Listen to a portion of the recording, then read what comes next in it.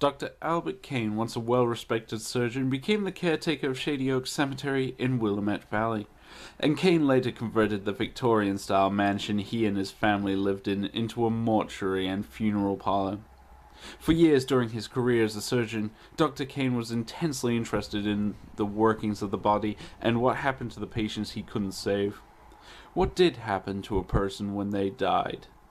Kane and his family eventually used the deceased of the town as guinea pigs on unnatural and bizarre experiments, and his demented extended family, made up of blood relatives and deranged assistants, dug up the bodies of both the recent and not so recently dead, and used them for either Kane's experiments, their elaborate parties, or as a house decoration. Kane performed these experiments in an attempt to discover the nature of the soul, and for fresh specimens Kane would go into the nearby town to find homeless people, and, in what seemed like a charitable offer, invited them to his mansion until they got back on their feet. And instead of helping, though, he would perform horrifying surgeries on them, carving them open in the operating table while they were restrained and often fully conscious and without anesthetic.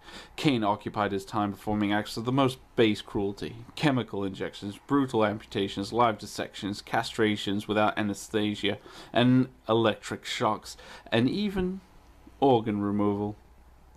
Kane kept notes and audio recordings, but as time went on his madness increased. Those become rambling discussions.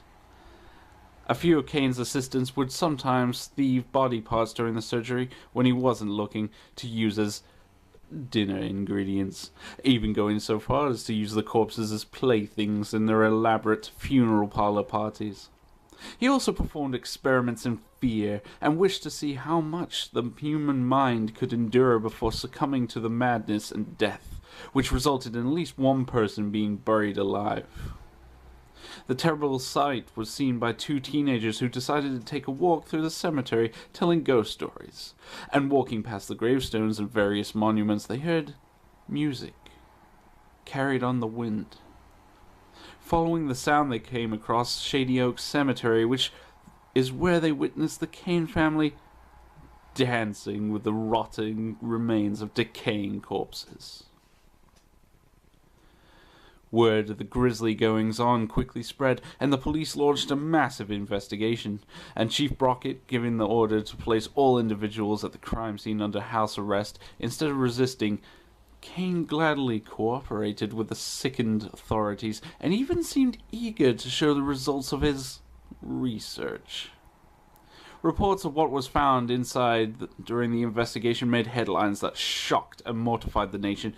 A house of horrors, the likes of which were not seen since the discovery of Wisconsin killer Ed Gein decades later, and the potential body count to rival a Nazi death camp. The local townspeople, mostly comprised of the relatives of the deceased used in the caretaker's experiments, took matters into their own hands, forming a mob and setting fire to the Victorian mansion and the whole area, with the Kane family still trapped inside. Investigating the remains, investigators were unable to find the body of Kane or his demented family, save for the supposed body of Kane's youngest daughter, Cindy. However, they did find an elaborate network of tunnels running for miles under the graveyard and started in the cellar, which allowed the vandals to retrieve the bodies from below.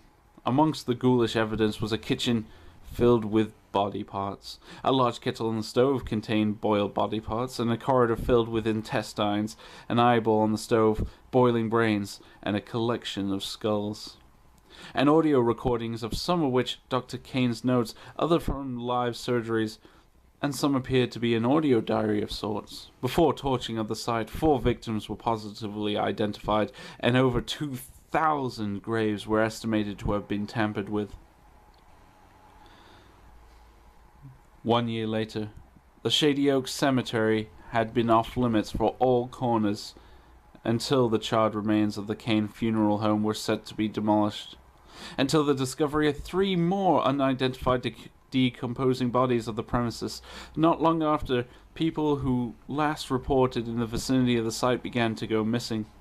Several research teams were sent there to reopen the cemetery to investigate reports of strange noises emanating from the ruin, and the Shady Oak Cemetery, which may be connected to a terrible secrets of the past.